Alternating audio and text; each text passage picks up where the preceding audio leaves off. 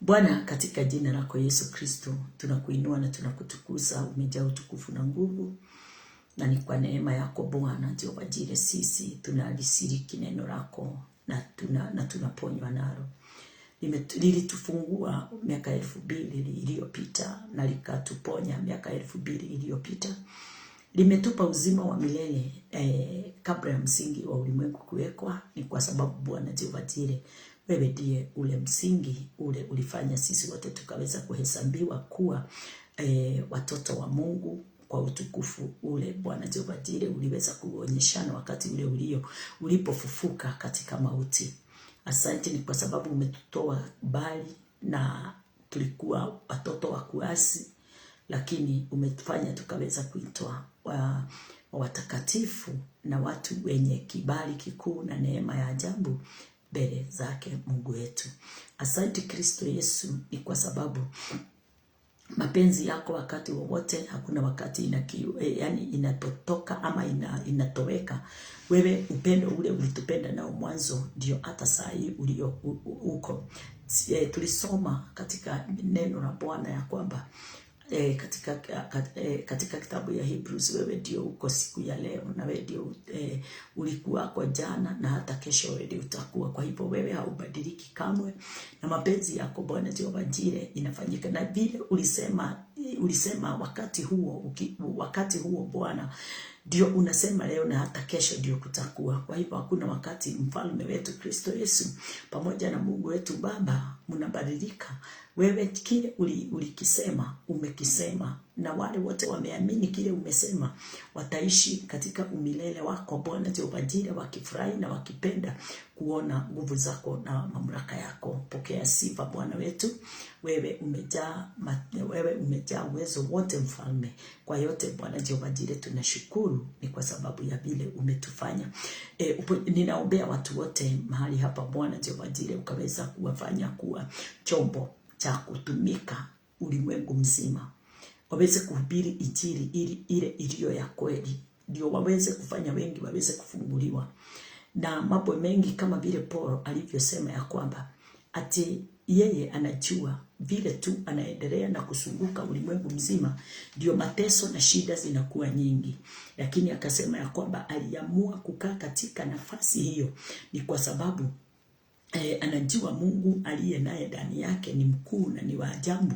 Hata kama ni kifo, akaamua akasema ya kwamba yeye haachirii kazi yako. Hata kama ni kifo kimkujie, afadhali afe ndani ya Kristo. Ninakushukuru Bwana wetu Yesu Kristo, nasi ninaomba tuamini na tuweze tuwe na huo moyo wa kusema ya kwamba hakuna kitu kinaweza kubadilisha chochote kile Bwana Jehova Jire umekitia ndani yetu. Mwito umetuita nayo Bwana, hakuna wakati tutakapobadilisha. Ni kwa sababu Bwana Jehova Jire hatujaitwa na mwanadamu, sio mwanadamu tunafanyia kazi. Bwana wetu Yesu Kristo, tunafanya yale tunafaa kufanya. Ni kwa sababu tuliletwa ulimwenguni huu Bwana tuweze kuyafanya haya yote Bwana, kwa sababu hata Kristo Yesu mwenyewe alitufanyia na akatutoa katika wafu na akatuingiza katika pendo lako Bwana wetu Mungu mfalme Jehova Jire. Ni kwa sababu ya vile Bwana wewe uliye mwaminifu. Ninawabariki watu wote Bwana Jehova Jire, tutakiendelea Bwana mfalme. Wacha neema yako na ukweli mfalme ziweze kudhibitika ndani ya mioyo yao, na ufalme wako Bwana uweze kunena utakatifu na ukuu wako wakati wowote mfalme wa ajabu. Na ni katika jina lako Yesu Kristo tumeomba na tumeamini. Amen, amen, amen.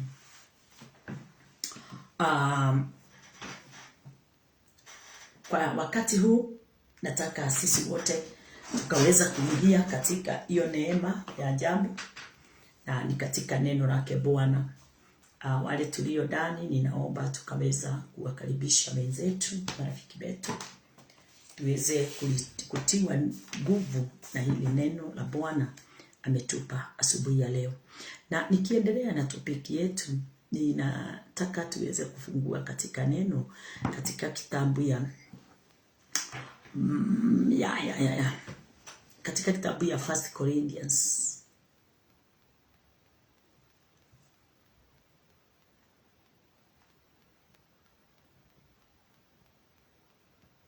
1 Corinthians 15.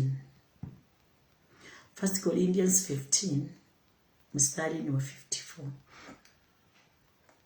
15:54. Na kama vile ile neno tulio nalo mahali hapa linatunenea linaendelea na kutunenea na kutufundisha mapenzi ya Mungu, ningetaka niweze kufungua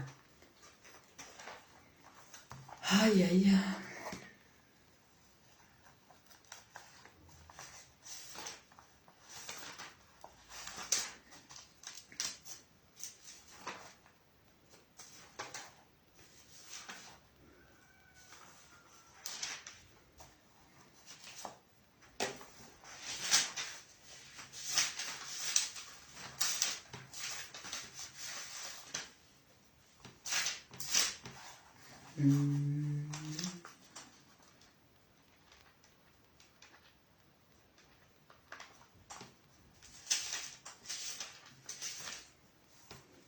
Wakati tunapokuja kuhubiri, tunajitayarisha na tunaelewa ya kwamba yale tutakuja kuyahubiri sio yetu sisi, ila sisi tumefanyika kuwa chombo cha kutumika. Na tukiwa pale 1 Corinthians, ninataka tukaweze kuliangalia neno lake Bwana katika mstari huo wa 54. Na katika huo mstari wa 54 unasema ya kwamba 1 Corinthians, kwa hivyo ni 1 Corinthians 15, 1 Corinthians 15 15:54. 15:54. 1 Corinthians 15:54.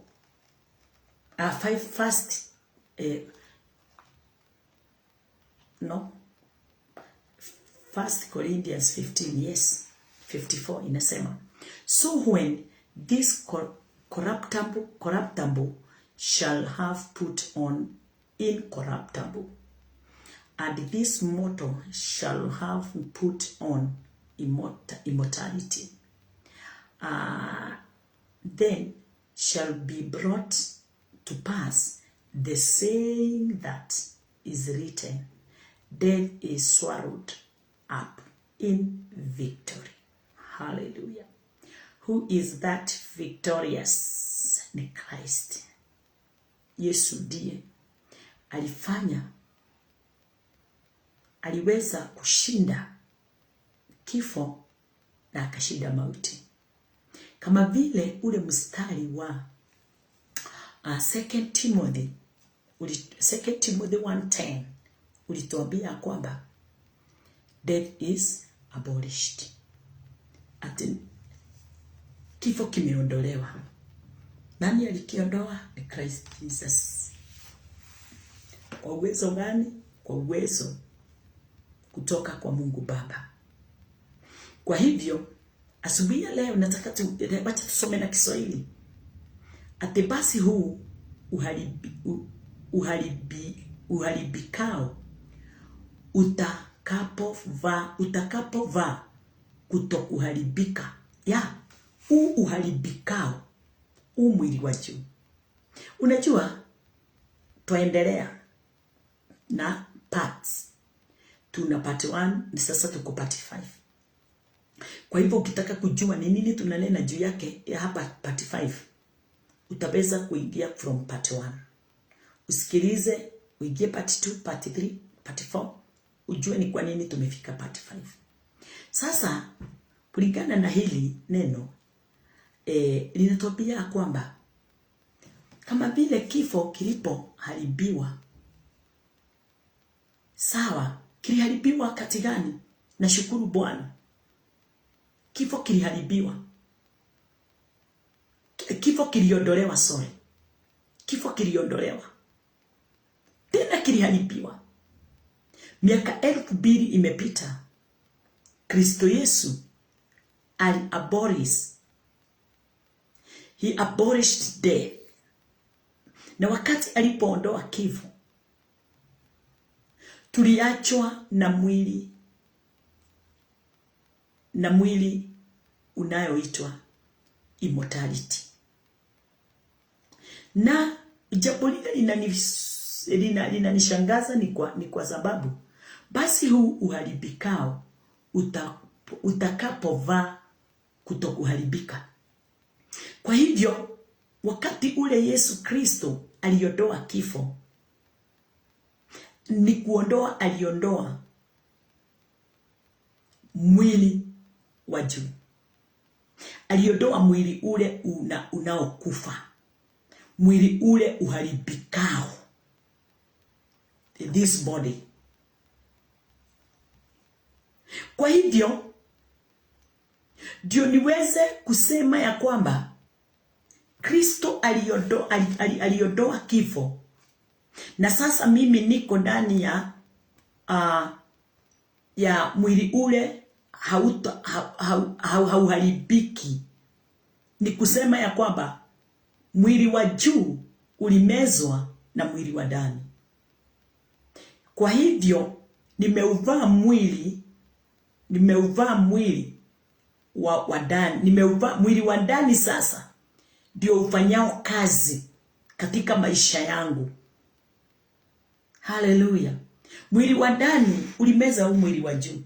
Mwili wa Kristo, roho aliye ndani ya Kristo Yesu alimeza mwili ule. Kristo wakati alipokuja kutoka kwa Baba, alikuja akauvaa huu mwili kama ule niko nao. Wakati ule aliingia katika kifo kulingana na neno la Bwana, mwili wake wa juu ulimezwa na mwili wa ndani. Kwa hivyo kuna immortal body na kuna mortal body. Immortal body aliweza kumaliza mwili wa immortal body alimaliza mwili wa juu. So na huu mwili unapatikana wakati gani? Wakati ule tumeokoka. Wakati ule tumeokoka ni kusema ya kwamba mwili wa juu hauna kazi tena. This mortal body hauna kazi. Sasa ule mwili umeachwa ukiwa na kazi. Kwa wale wote wameokoka kikamilifu kulingana na mapenzi ya Kristo Yesu, ni wale wameuvaa immortality. Sababu mimi siwezi fanya kazi ya Mungu kamilifu nikiwa katika mortal body, kwa sababu jambo lolote litokao katika mwili ni la mwili.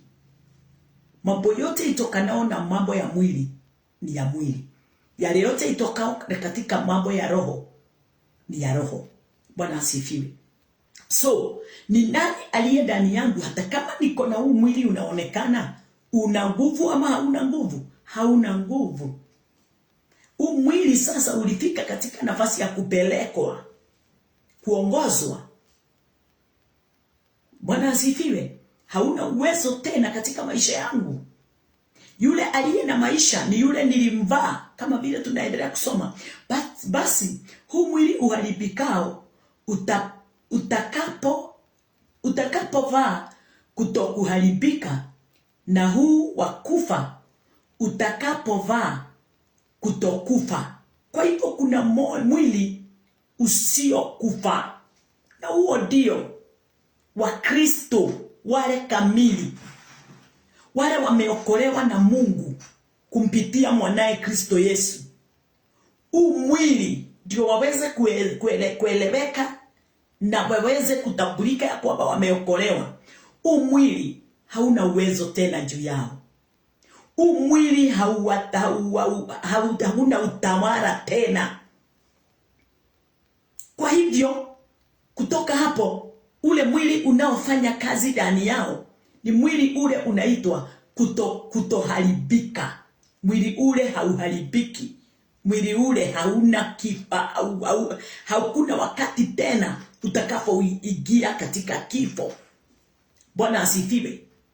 Kwa hivyo jambo moja inanifurahisha kabisa, na kwa kupitia kutambua mapenzi ya Bwana katika maisha yangu na kutambua revelation ile Bwana aliyetupa sisi tukaweza kuendelea na kutambua na kugundua mapenzi yake, ni ya kwamba ati wakati ule niliokoka ndio niliuvaa ule mwili hauharibikao, ule mwili wa kutokufa, ule mwili wa kutoharibika. Yes, mambo kama hayo. Bwana asifiwe. Niliuvaa huo mwili, na wakati huo niliuvaa, sasa hivi tuko hapa na wewe, ule mwili unaofanya kazi ndani yangu sio ule ulikuwa wa kwanza. Kiingereza inaongeanga vizuri, inasema ya kwamba ati so when this corruptible shall have put on incorruptible. Kwa hivyo huu mwili huu wa juu ni corruptible, huu mwili ni wa kuharibika, lakini kuna wakati unafaa huu mwili uweze kuwa raptured. Rapture inaingia wakati gani? Wakati ule mwili wa juu unaondolewa. Na unaondolewa wakati gani? Unaondolewa wakati ule umeokoka. Kuokolewa kupitia kazi, sio kuokolewa kwa sababu ninajua Yesu ama ninajua damu yake iliniosha dhambi. Kuna mpangilio mkubwa sana. Ni vile hatuna watu wa kutuelekeza na kutufundisha neno. Mwili unakuwa raptured wakati ule niliingia katika wokovu, na nikaokolewa na damu ya Kristo kupitia kazi ile aliyoifanya na kumwamini yeye Kristo Yesu aliyetumwa na kumjua yule yeye aliyemtuma. Bwana asifiwe. Na nikaelewa na nikatambua ya kwamba yule aliyeniokoa, yule aliyenisamehe dhambi, aliingia patakatifu kwa safari moja na kutosha. Alifanya dhabihu moja ya kunifungua katika dhambi. Na wakati ule nilipolisoma neno, nikaona vile neno la Bwana limeandikwa, nikaliamini. Sasa ndio siku ya leo ninalo likili kwako. Ninao moyo wangu unanena kuhusu yale nimeyatambua ya silini kupitia neno la Bwana. From Genesis, yale yote yanaonena ni mapenzi ya Mungu kupitia kufa kwa Yesu, kuzikwa kwa Yesu na kufufuka kwa Yesu. Yesu akawaambia mitume wakati alikuwa anawatuma, akawaambia ya kwamba nimemtuma katika ulimwengu wote mkahubiri injili, na muyahubiri yale nimemhubiria. Msihubiri nje ya yale nimehubiri, muwahubirie yale nimemhubiria. Yale yote mmeyasikia na mimi kutoka kwangu muyahubiri. Na yayo yatoka katika kinywa cha Yesu ni gani? Ni kufa, kuzikwa na kufufuka kwa Kristo Yesu. Ufufuo ulileta mabadiliko makubwa sana katika ulimwengu. Katika mwanadamu ni ufufuo unaonyesha kazi ya Kristo Yesu. Na ukionyesha kazi ya Kristo Yesu ni kusema kazi ya Mungu ilikamilika kikamilifu. Kazi ya Mungu iliwezekana kulingana na mpango na mpangilio ule ulikuwako from the beginning. Kwa hivyo Mungu alifanya ile kazi kwa katika mpango wake. Nani aliukamilisha? Si Mungu mwenyewe alikamilisha, ila wakati alipomtuma mwanae Kristo Yesu. Yesu ndiye alikuja kuikamilisha ile kazi ya Kristo Yesu katika maisha yetu. Ndio sisi tukaweze kukamilika kulingana na mapenzi ya Mungu. Tulitolewa katika kifo. Kifo kikaharibiwa. Na ndio neno tumesoma linatuambia, so when this corruptible shall have put on incorruptible. incorruption. And this mortal shall have put on immortality. Yes. Biblia inasema shall be brought to pass the saying that is written, death is swallowed up in victory. Death is swallowed. Yes, kifo kimemeshwa. Kifo kimemeswa. Na kama kifo kimemeswa, ndio ule mstari tulikuwa tunausoma katika 2 Timothy 1:10. 2 Timothy mstari wa 10 inasema, but now it has been revealed to us through the coming of our Savior Christ Jesus. He has ended the power of death, and through the gospel has revealed immortal life.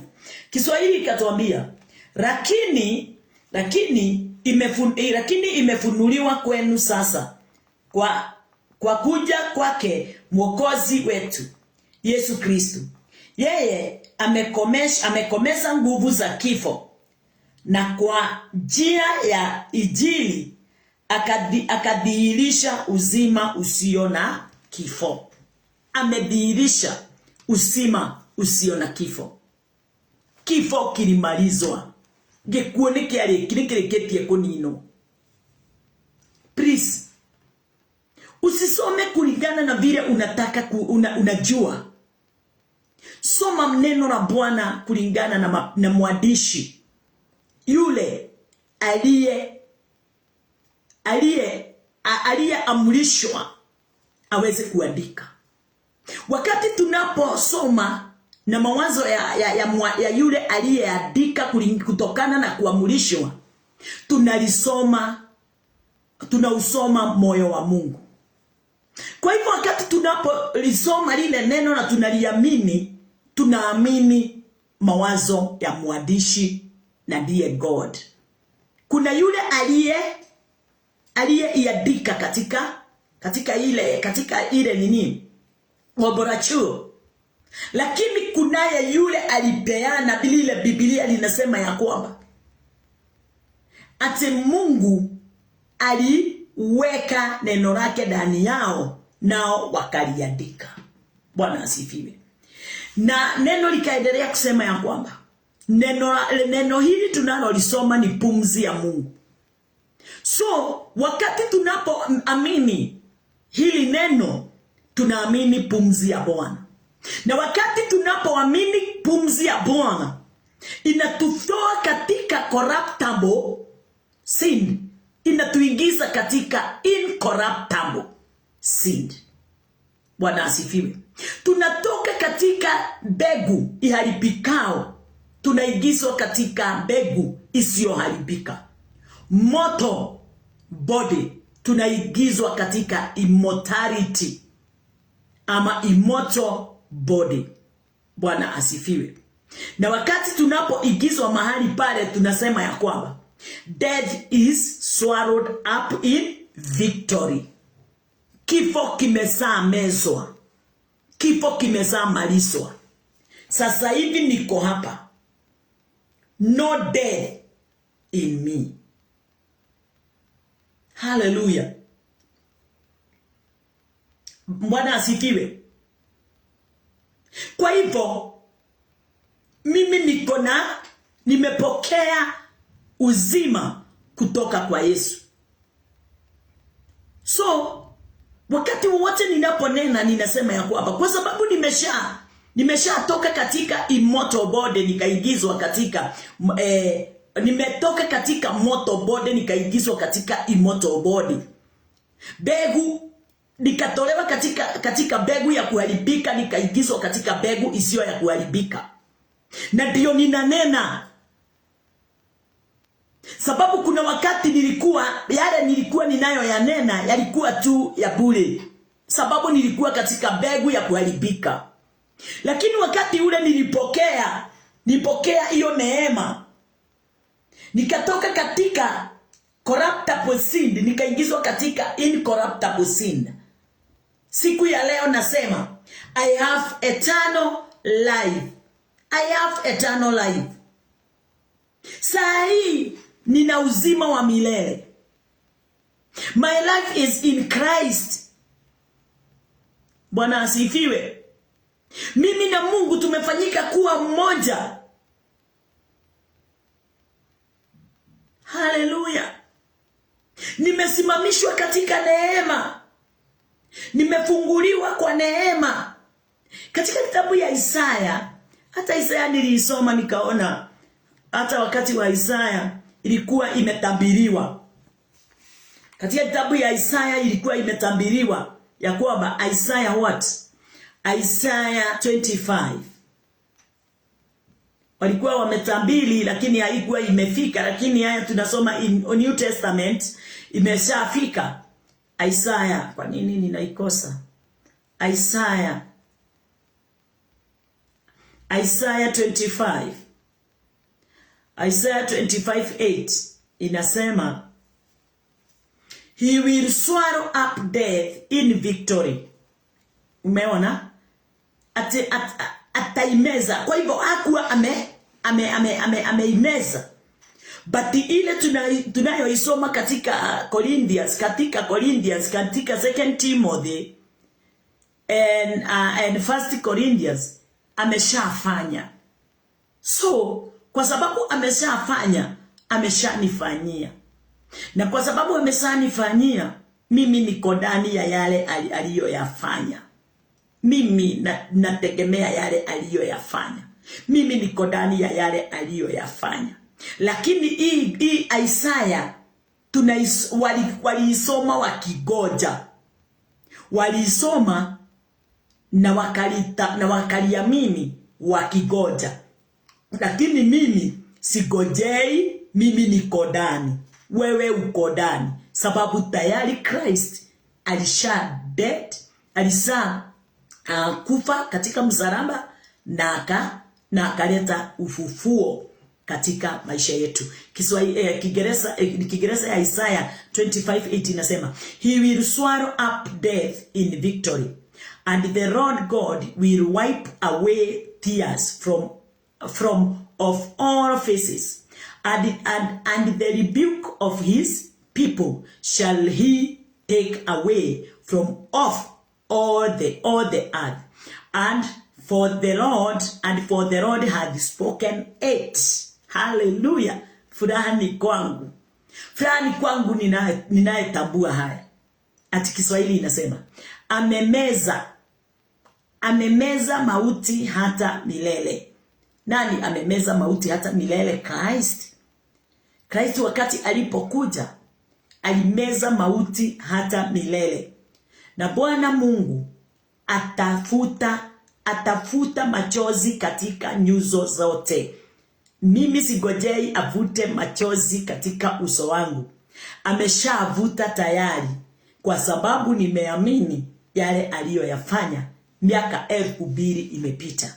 Alinifungua, aliniondolea uharibifu, aliniondolea gharama yote ya dhambi, akagharamika yeye mwenyewe, akanifanya kuwa mmoja wa wale. Furaha yangu ni moja, ya kwamba nimesimamishwa katika utukufu wa Bwana, nimesimamishwa katika ukweli wa Bwana. Kweli kabisa, amepanguza machozi yangu, ameipanguza machozi yangu. Uso wangu umeng'aa, uso wangu umeondolewa, yani nimeondolewa uharibifu. Moyo wangu umesimamishwa. Moyo wangu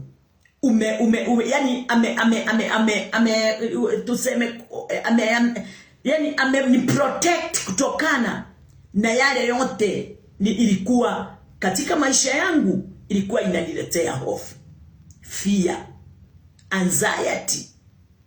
Chochote kile kilikuwa kinafanya nikaweze kusikia ndani yangu sijatosheka, sina amani, hukumu.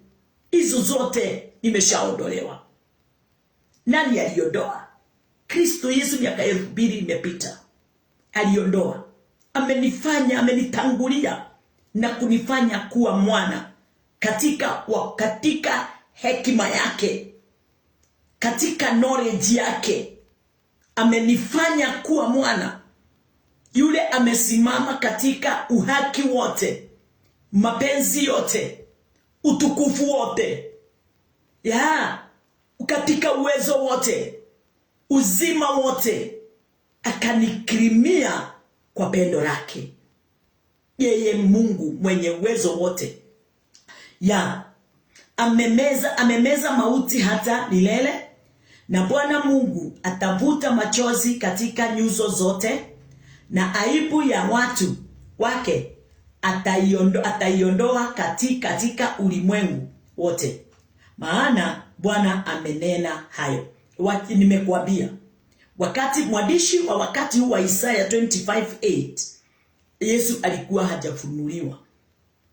Lakini mwandishi wa 2 Timothy 1:10 na 1 Corinthians 15:54 na mengine mengi, Yesu ameshakuwa amefanya kazi yake na akaimaliza na akapumzika tayari. Na ni yakina nani hao wako katika hizi enzi? Ni sisi sote tulio pale. Ni kanisa la siku ya leo. Hata kama si kanisa zote zimeingia katika ukweli na katika utukufu wa kazi ya Kristo Yesu, ukweli ni ya kwamba wale wote wameamini hii kazi ya Kristo Yesu aliyoifanya, wote wako katika ufalme wa Bwana ndani. Wote wanakula katika meza ya Bwana. Wote wamepumzika katika meza ya Bwana. Bwana asifiwe.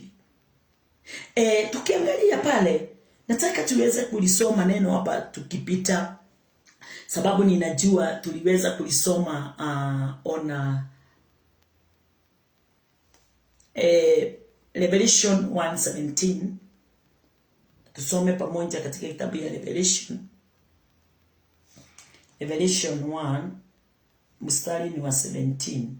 Inasemaje? Inasema, and when I saw him, I fell at his feet as dead. And he laid his right hand upon me, saying unto me, fear not, I am the first and the last. Bwana anatuambia kazi ile aliyoifanya miaka 2000 imepita, tusiogope, sababu yale aliyoifanya ni yes and amen. Yeyote ameamini msamaha wa dhambi kutokana na kazi ya Kristo, hakuna wakati hata mmoja utahesabiwa kuwa mwenye dhambi. But tusikajaribu kuteka advantage sababu ya kusema tumesamehewa dhambi, kwa sababu hata wewe uko na akili ya kujua hili ni dhambi na hili si dhambi, kulingana na mahali nimepelekwa ama ni mahali niko katika neema ya Kristo. Njia yangu ndio hii. Haleluya, njia yangu ndio hii. Kwa hivyo watu wale wanasema nimesamehewa dhambi, lakini wako tu katika dhambi, hawajamjua, wamebakisha. Siwezi ingia kwa umaraya ati kwa sababu sitahesabiwa kuwa mwenye dhambi nijiingize katika umaraya, nifanye umaraya kimakusudi. No, ni kuonyesha sijatambua. Niko na akili ya kuelewa umaraya haumo ndani ya Kristo. Niko na akili ya kutambua wizi haumo ndani ya Kristo. Niko na akili za kutambua, Bwana asifiwe, chuki haimo ndani ya Kristo. Haleluya. Niko na akili. Watu wengine hata saa hii wanasema nimesamehewa dhambi. Wanaingia katika mambo isiyo isiyo sawa kimakusudi, kuonyesha ya kwamba huyo mtu hata kama amesamehewa dhambi, akili zake ni duni, hajui na haelewi kwa nini anasema nimesamehewa dhambi. Unafaa kuwa na akili ya kutambua na kujua. Wakati unapolisoma neno, hakuna mahali Yesu Kristo aliingia katika umaraya ati akafanya umaraya. Hakuna mahali Kristo aliua. Hakuna wakati Kristo alikomesha watu na kuwanyang'anya vitu zao. Kwa sababu ni mwana wa Mungu atahesabiwa kuwa dhambi. No. Yale yote Kristo aliyafanya ni yale Baba aliyafanya. Yale yote Kristo aliyanena ni yale yote Baba aliyanena. Kwa hivyo mapenzi ya Mungu nikaweza kufuata njia yake na kazi yake. Haleluya, Bwana asifiwe. Kwa hivyo hatuwezi sema kulingana na vile tunayoisoma, and when I saw him I fell at his feet as dead, and he said he laid his right hand upon me, saying unto me, fear not, I am the first and the last. Bwana asifiwe. Mimi najua Mungu wangu ndiye mwanzo na ndiye mwisho. Kwa nini? Kwa kazi aliyonifanyia. Sasa kwa hivyo ile kazi alinifanyia ilinibadilisha. So yale yote nilikuwa nayo ilifika mwisho. Sasa niko katika ingine ile tena mwanzilizi wake haina retreat, haijirudi. Mimi nimeingia katika uwezo wote na nguvu zote na mamlaka yote yake ndani yangu. Kwa hivyo mawazo yangu ni yeye, kusikia kwangu ni yeye, kuona kwangu ni yeye, kufanya kwangu ni yeye, kunena kwangu ni yeye. Kwa hivyo mtu wa Mungu, wakati tunapojua na kutambua hayo, dhambi haina nguvu juu yangu, sababu hakuna mahali ninaelekezwa kufanya dhambi. Kile ninapoelekezwa ni ya kwamba nitoke katika dhambi niingie katika righteousness, udhigu wake. So Mungu tu ndiye ako na kifunguo. Wengine wanaweza sema niko na key, na tumeona hata wahubiri wengi wako na key, wanapatia watu key hata ya wokovu. Lakini wokovu ule hauendi mbali. Bwana asifiwe. Wengi wanaonyesha niko na key ya kukufanya kuwa tajiri. Ukweli, na wanahubiria watu ya mambo ya utajiri na mambo ya kila mambo ya kuinua mwili wa mwanadamu wa juu, moto body. Lakini kuna kitu kimoja wanawanyima, kutoka katika mawazo ya kufikiria mambo ya ulimwengu na mambo yao tu na utajiri wa ulimwengu. Hawaigizwi katika immortality. Hawaigizwi katika mwili wa roho. Bwana asifiwe. Sababu hapo ndipo uokovu wa kweli ulipo. Ndio ule mwili, akili za wanadamu na mwili wa mwanadamu ziweze kumezwa na mwili wa ndani. Haleluya. Bwana asifiwe. Yes. Ndio sasa, ndio niseme ate mimi Kristo ananiambia nisiogope. Yeye ndiye mwanzilizi na ndiye wa kumalizia. Nitaamini jambo hilo wakati ule nitapokea hiyo neno. Yeye ndiye mwanzilizi na ndiye wa kumalizia. Yeye ndiye ako na kifunguo, na yeye tu ndiye yeye kama ni yeye alifunga, yeye tu ndiye anaweza fungua. Kwa hivyo ndio ako na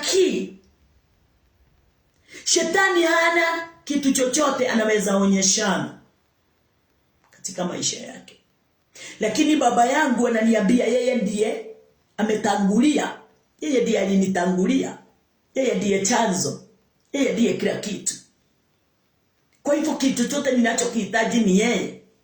Jambo lolote linafanyika niliweze kufanywa, ni mimi niweze kukubali kuongozwa na yeye. Ndio niweze kufanya exactly kulingana na vile yeye afanyavyo. Hallelujah. Na hiyo ni nini? Hiyo kama vile ninavyonena, ametia neno la kweli, kifunguo cha maisha yangu katika mdomo wangu. Hili neno wakati ninapolinena linafanya maisha yangu iweze kuwa na uwezo na nguvu na mamlaka, na mahali nimesimama ninadhibitika kisawasawa kulingana na mapenzi ya Mungu. Ninaangalia Paul. Kuna wakati mmoja Paul, wakati alifika kwenda Yerusalemu, katika kitabu ya Acts, mahali popote alipokuwa anaenda, alikuwa anasimamishwa kuambiwa usiende Yerusalemu. Mpaka nabii mmoja akakuja akachukua mshipi, akajifunga mikono na miguu na kuambia Paul, mmoja wenu yule anayeenda Yerusalemu akienda hata rudi tena. Lakini Paul anasema hayo yote alikuwa moyoni mwake. Alikuwa anajua akienda hata rudi. Alikuwa anajua. Kama ni mimi leo kama wewe, utabue jambo kama hilo, nikienda sitarudi, na sisemi ate kutorudi, ate nikae huko ni kuuawa. Paul alijaribu kusimamishwa na wengi, wanalia, wanamsihi, lakini Paul alikuwa amekata kauli. Kwa nini? Kwa sababu alitambua yeye amemuita, ndiye mwanzilizi na ndiye mwakumalizia. Akajishikilia kwake na akasema, mimi ninajua nikienda sitarudi na hatutaonana na nyinyi tena. Biblia inasema watu wale walilia, walikuwa na kilio kikuu. Kwa nini? Kwa sababu alitambua ukweli ule amepewa, ile amepewa.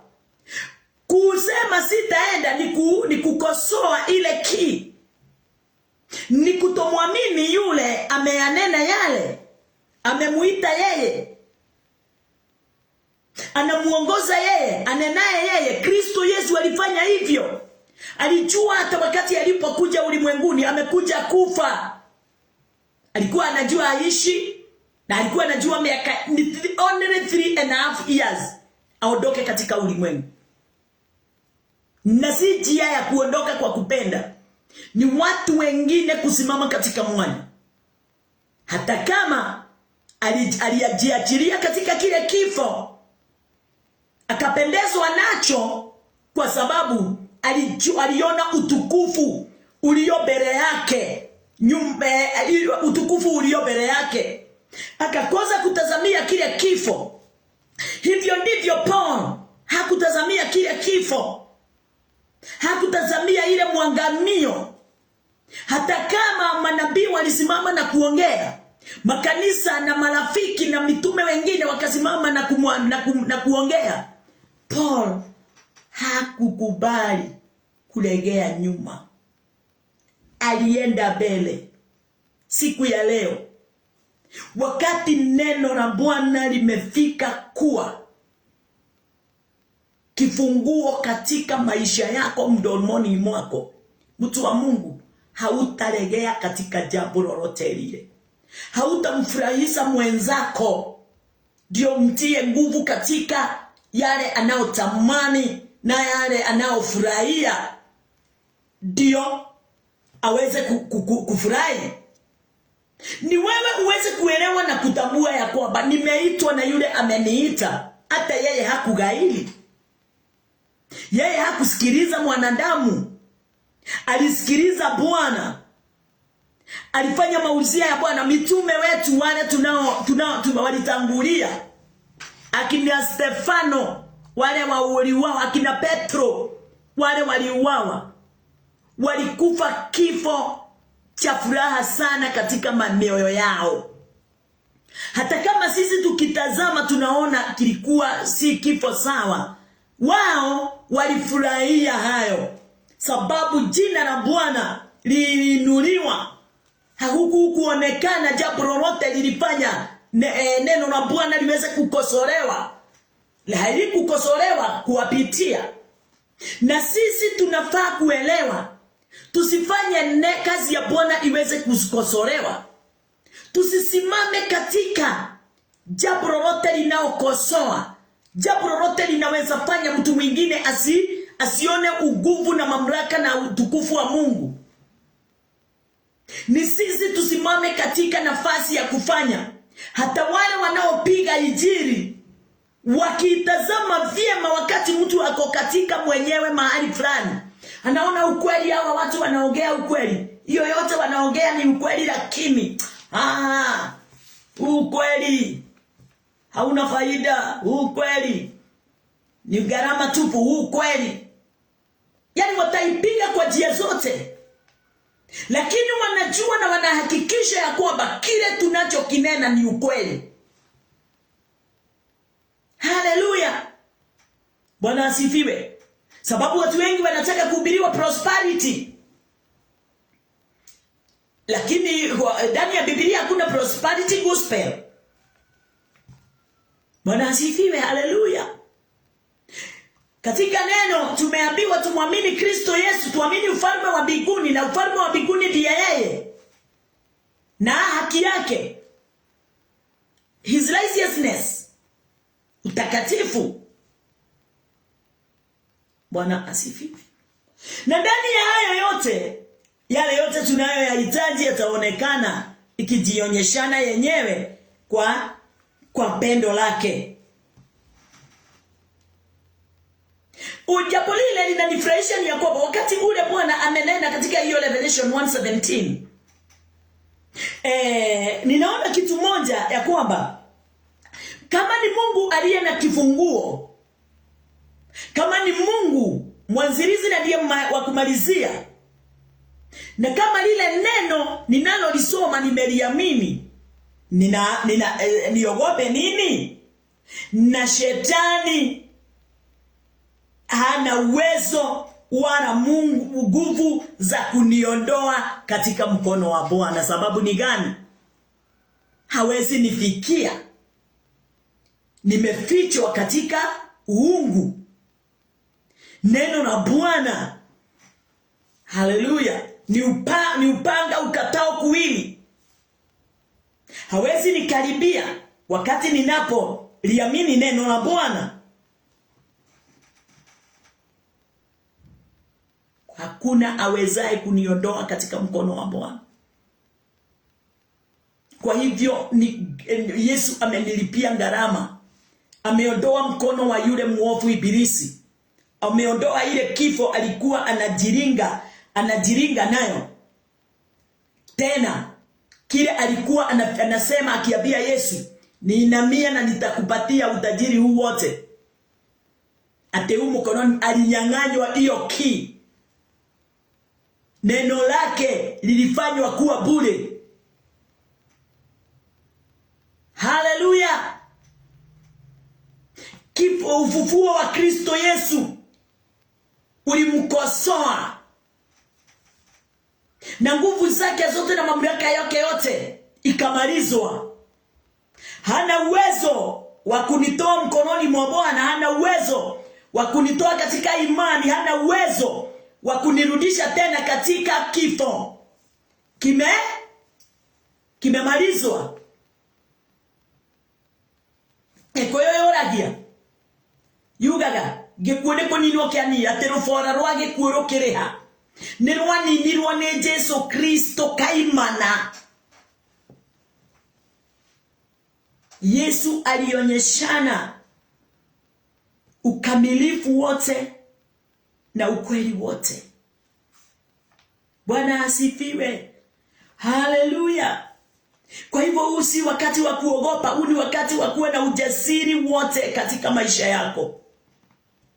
Nani yako na key? Who have the key? Christ Jesus have the keys.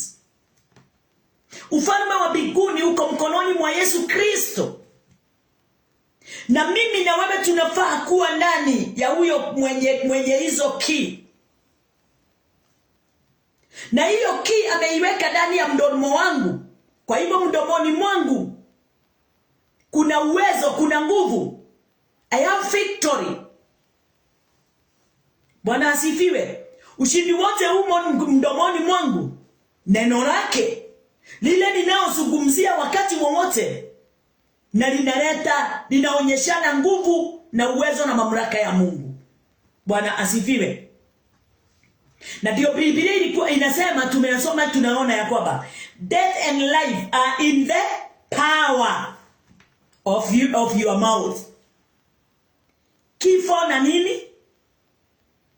Kifo na ufufuo, life. Kifo na uhai zimo mdomoni mwako. Wewe ndiye uwezaye kunena kifo. Kwa hivyo kama unataka kufa ni kukinena tu. Kudumisha, kufanya magonjwa ikae ndani yako na kuidumisha ndani ya maisha yako ni kunena tu. Hii magonjwa yangu mimi hata sijui itakwisha lini. Sielewi nilifanya nini. Hapana. Ukweli iko, lakini ilimalizwa nguvu na uwezo na Kristo Yesu katika msalaba. Alipigwa ndio mimi niweze kupona. Kweli nilikuwa na kansa, lakini sasa hivi imetoweka. Sababu ilikuwa kazi ya nani? Ya shetani. Magonjwa ni kazi ya shetani.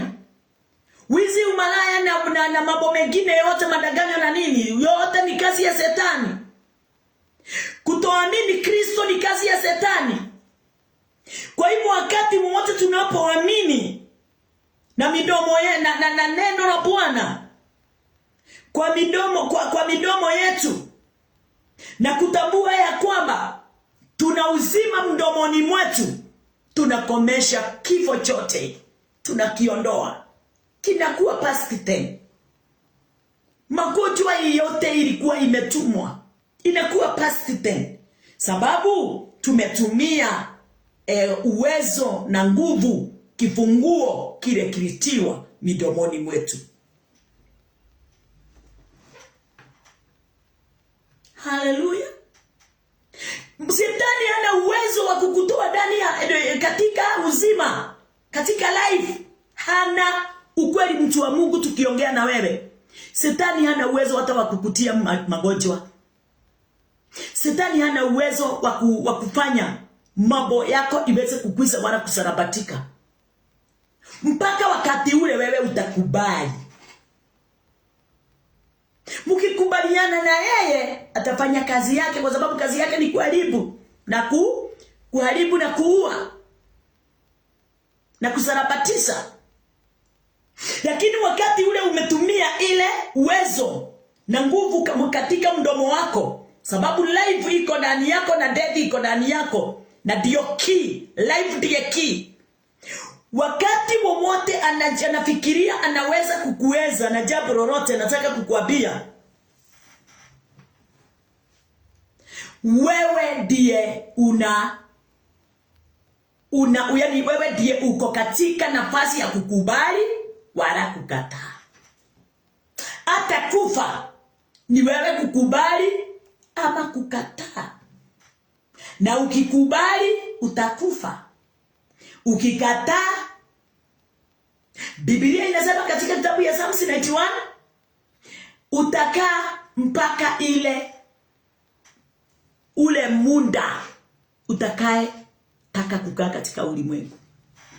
Sio shetani anakuja anakuambia ateondoka na wewe unachukua miguu unaondoka kwa sababu uko na kansa, kwa sababu uko na malaria, kwa sababu uko na homa, kwa sababu umeachwa na watu wenu. Bwana asifiwe.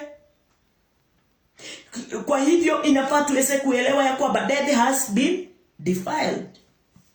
Imesafanywa kuwa imeharibiwa. Imekuwa defeated. Sorry. Si defiled, defeated. Imekuwa defeated. Na kama imefika kuwa defeated, wewe haiwezi kukudefeat. Sababu ni moja, uko na key. Uko na life. Life is in you. Victory is in you. Hallelujah. Bwana asifiwe. Wewe sio mtu wa kuwa destroyed. Wewe ndio unafaa kuidestroy kama vile Christ alidestroy death. Hallelujah. Alidestroy everything. Na wakati alipodestroy hiyo kifo, ni kusema ya kwamba alidestroy the devil. Devil hana uwezo wala mamlaka juu yako, juu ya watoto wako, juu ya familia yako, juu ya kanisa lako. Hana uwezo wowote. Mamlaka yote i mkononi mwako. Nguvu zote si mkononi mwako. Hata sasa hivi tunaongea, hata kama una magonjwa yoyote ile ndani yako, abia Satan, you are defeated. You are destroyed. I have the key.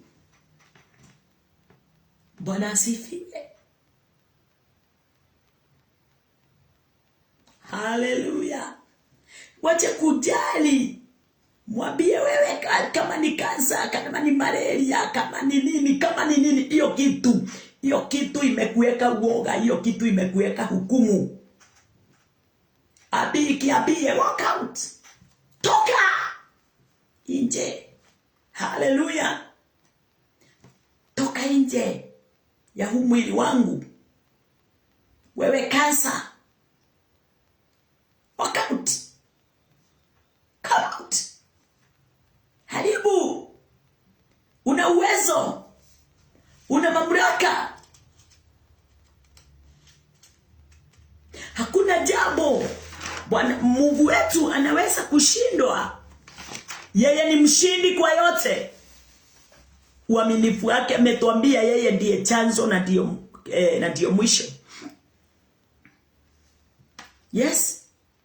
Inene pasipo ategutire ate hinyo nagiri atirugirire hinya we nidakwira inene kama si kitu. Inene kama si kitu. Yesu akuonyesha shetani kama ni kitu. Alimdharau tu. Hakuna mahali walibishana wala kupigana.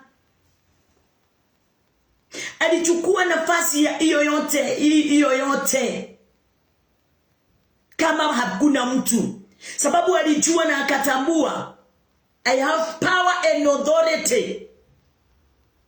Hallelujah. Upon the devil.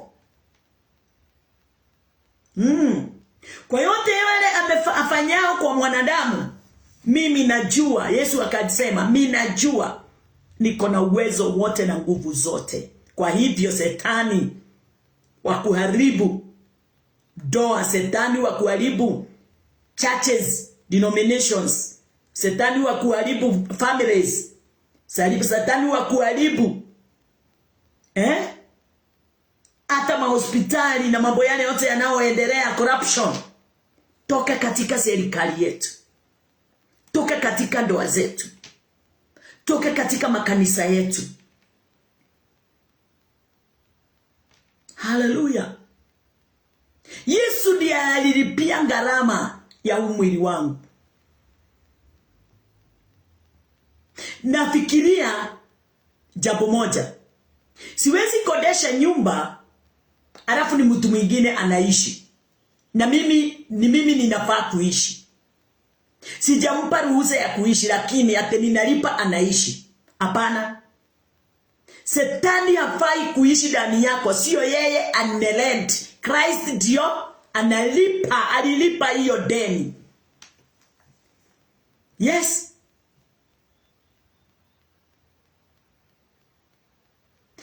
Kuna wakati Shetani amesimama akalipa gharama ya maisha yako. Ni Christ amelipa. Yeye ndiye amelipa, sio devil. Mwili wako umelipiwa, maisha yako imelipiwa gharama. Na nani? Na Christ mwenyewe. Kwa hivyo ni wakati wa kuamua na kujua niko na uwezo wote. Nani amelipa? Christ. He paid. He paid all the cost. Hakuna kitu kilibaki. Alilipa chochote kile kilihitajika, na hakuna kitu alibakisha. So devil au teenager, tiga kwenda kwaria meciria makwa na ngoro yakwa, tiga kwenda kundwara gwaku. Nie ndire waku, ndare waku hindi imwe, no riu ndire waku. Ni ndagarurirwo na ngeheo hinya. Hallelujah. Hana space ya kuoccupy ndani ya mwili wako, katika maisha yako. Hakuna hata room yoyote anafaa kuwa akijaribu kuichezea katika maisha yako. Yes. Sababu ule uzima ulio ndani ya Kristo Yesu umesaa upokea wewe, na ule uzima ukakuseti free. Katika kitabu ya Roman, ile life iliyo ndani ya Kristo ilikufanya kuwa huru. Kwa hivyo hakuna kitu kingine chochote kile kinafaa kupigania maisha yako isipokuwa tu Christ. Yeye ndiye alikununua kwa gharama, alilipa gharama kubwa. Ilibidi mwili wake, ilibidi kifo kiweze kuwa katika maisha yake, ndio wewe uweze kuishi, ndio wewe uweze kuitwa mwana wa Mungu, ndio uweze kuwa victor, kuingia katika victory, uitwe victorious, ndio wewe uweze kuitwa mwana wa Mungu, ndio wewe uweze kukaa katika nafasi ya utukufu. Aliondoa dhambi na mauti, yale yote yaliyokuwa yananena ndani ya maisha yako na ndani yako. Mambo yale yote tunayoyasikia siku ya leo is ya reality. Reality gani? At Christ abolished the death. Bwana asifiwe.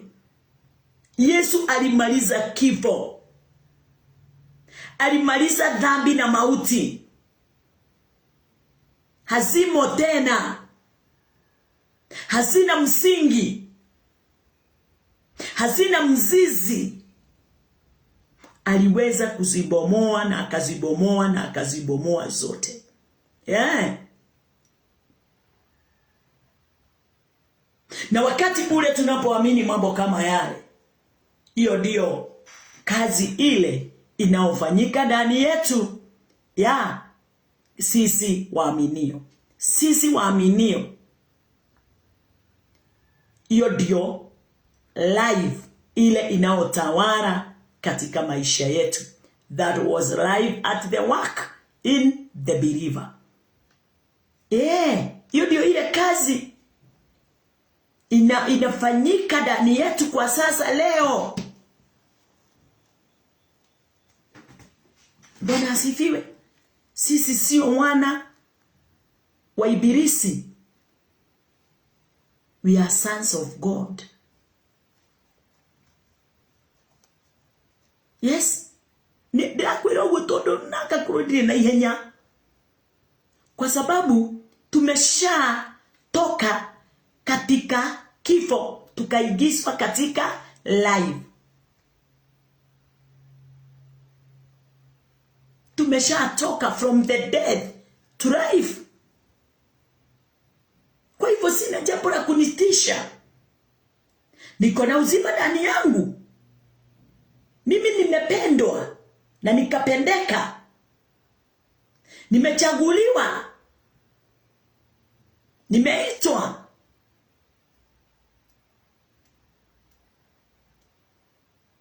Hallelujah. Mimi nimepumzika. Mimi nimelala. Nimepumzika. Sababu ameniambia hakuna kazi yangu. Kupumzika kwangu ni by choice. Ni choice yangu. Kulala kwangu ni choice yangu. Lakini kunaye yule alitumia choice yake Christ kwa ajili yangu. Na sasa niweze kufuata nani? Huyo alinionyesha unaweza ishi. Huyo alinionyesha unaweza ondokewa na hali zozote.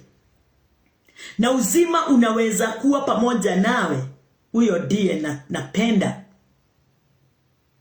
kukaa pamoja naye. Na huyo ndiye ninapenda kupumzika ndani yake. Huyo ndio ninapenda kufa kifo chake.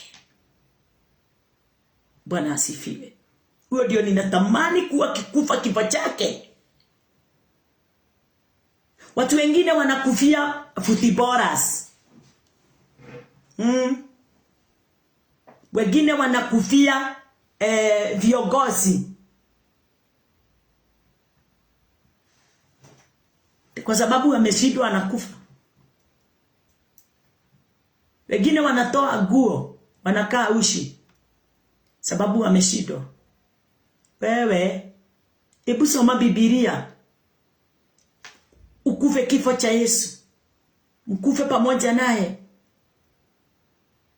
Muishi pamoja naye. Upumzike ndani yake. Udumu ndani yake. Upokee haki ile aliyepeana kutoka mwanzo. Wakati ule tunasema mimi nimempokea ufalme wa mbinguni. Unasema ya kwamba nimepokea spiritual things. Nimepokea vitu vya ufalme. Nimepokea vitu vya kingdom. Kwa hivyo sasa hivi kile kimo ndani yangu na kile niko nacho ni cha kingdom. Kwa hivyo zote niko nazo ni nini? Ni spiritual, ni heavenly. So kwa hivyo mambo ya ufalme shetani alinyang'anywa. Mapenzi ya Mungu haimo kwake yeye, imo kwangu mimi. Mimi nafanana na Kristo. Mambo yote nafanya kama vile Kristo afanyavyo. Nimefunguliwa katika uovu wote, na katika maisha yangu nimepokea haki. Kwa hivyo vile nilivyo, I'm heavenly. Chochote niko nacho ni cha kogwo nie leo na leo geria tamandiko kana ta kuringana na kiugo ri Kristo ndamurora nyonaga Ngai,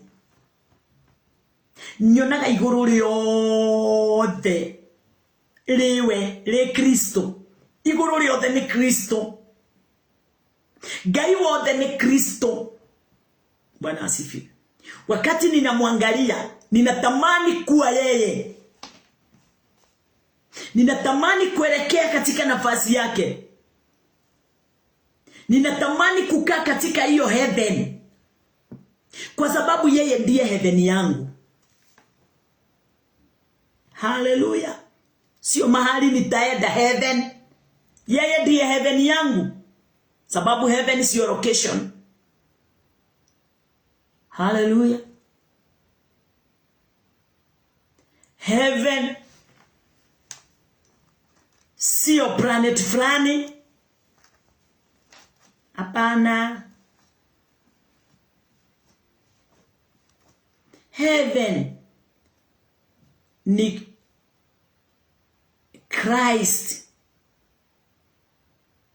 yule believers anaye amini anaishi kwake. Ninaishi ndani ya Kristo, na Kristo ndio my heaven. Ninamwamini yeye aliye ufalme wangu. Bwana asifiwe. Kwa hivyo wakati huu ninanena, niko ndani ya Kristo. Mahali pale Kristo ako ndipo niko. Mimi niko ndani ya heaven. Ananiambia niko ndani yake. Yeye anasema akaenda mbinguni. Yeye ndiye alienda, lakini mimi niliingia ndani yake. Mimi niko ndani yake. Yeye ndiye heaven yangu. Mimi uko kwingine sijui na sielewi. Hivyo ndivyo neno linaniambia. Yu ndani yangu na mimi ndani yake. Tumefanyika kuwa heaven ya kila mmoja. Ameniinua. Amenibatiza kwa ubatizo wa kweli, usio wa maji ila wa Roho Mtakatifu. Nikienda kumaliza na kupenda, nasema ya kwamba ufalme wa mbinguni uko kwako. Usitoke kwako uende ukatafute ufalme. Ufalme unao ndani yako. Mungu unaye ndani yako. Nguvu unazo ndani yako. Revelation unaye ndani yako. Uponyaji unao ndani yako, mdomoni mwako. Kifo mdomoni mwako, na hata life mdomoni wako. Chagua ni nini utachukua. Chagua ni nini unataka kitawale katika maisha yako. Acha tuombe. Baba wetu na Mungu wetu, tunakushukuru na tunakuinua. Wastahili sifa na utukufu. Asante kwa asubuhi ya leo kutupa kibali hicho na nafasi hiyo njema ya kuyanena mausia yako. Twakuabudu Bwana Jehova Jireh, ni kwa sababu wewe ndiye ulitutoa katika kifo na katika mauti. Sin and death siliondoka, ni kwa sababu wewe ulisimama kwenye mwanya ndio uweze kutuokoa na kutushindania katika mabaya yote yale iliyokuwa imetangulia mwanzo, ikitaka kuonyesha ya kwamba ndio chanzo cha ufalme. Kumbe Mungu wangu na Baba yangu, ulikuwa umemficha mwanao Kristo Yesu. Yule atakuja kubomoa yale yote yalikuwa yamejiinua. Yale yote ilikuwa inaonyeshana kama ndio iko na kweli. Kumbe wewe Kristo ndio ulikuwa na kweli. Kumbe wewe Kristo ndio ulipeanwa ukuje uweze kuchukua key, ndio uweze kuwapa watu wa wana wa Mungu wale Mungu aliyowachagua kutoka mwanzo. Asante kwa sababu ya kunipa hiyo kifunguo na kuwapa hawa watu mfalme tunaotembea pamoja nao katika ukweli wa neno lako. Asante kwa sababu umeshafanya macho yao ya rohoni iweze kuona vyema, masikio yao ya rohoni iweze kusikia vyema. Asante ni kwa sababu umewapanua, umewabariki kwa baraka zote za rohoni, umewabariki katika maisha yao ile wanaoishi katika ulimwengu. Umewafungua na wale wote watenzi wao walikuwa wanawaingilia na kuwakomesha na kuwaondoa katika nafasi zao. Asante ni kwa sababu ya kuwaregezea amani yao, afya yao, nguvu zao, uwezo wao, kwa uwezo wote Bwana Jehova Mungu wetu uliotamani waweze kuwa nao. Ninakubariki Bwana wangu Yesu Kristo. Asante kwa uweza wako wote na kwa neno hili Bwana Jehova Jireh umelipeana, likaweza kutuonyesha ya kwamba tumepokea kifunguo na kile kifunguo kimefichwa katika neno lako, na hilo neno liko mdomoni mwetu, na lile neno ndio tunafaa kulinena, ndio tukaweze kufanya milango yote ile yule muovu alikuwa ameyafunga, tuweze kuonyeshana ya kwamba kumpitia Kristo na kazi yake, kwa kuliamini hili neno lake, hiyo milango yote imefunguliwa, iko wazi, na mambo yote yale yalikuwa ya kututisha na kutuweka uoga imeondolewa. Kifo kimemalizwa. Rufara rwago kurukireha ni rwaninirwo ni Kristo Yesu. Rikrabase daifana. Kwa uwezo wote na kwa mfalme wote, sisi tumeitwa wana wa Mungu, wana wasio wa kuasi, na ni katika jina lake Bwana wetu Yesu Kristo tumeomba na tumeamini sisi wote pamoja. Amen, amen, amen. Nampenda. Tupatane kesho ndio tuweze kuendelea na neno la Bwana kwa utukufu wake na kwa neema.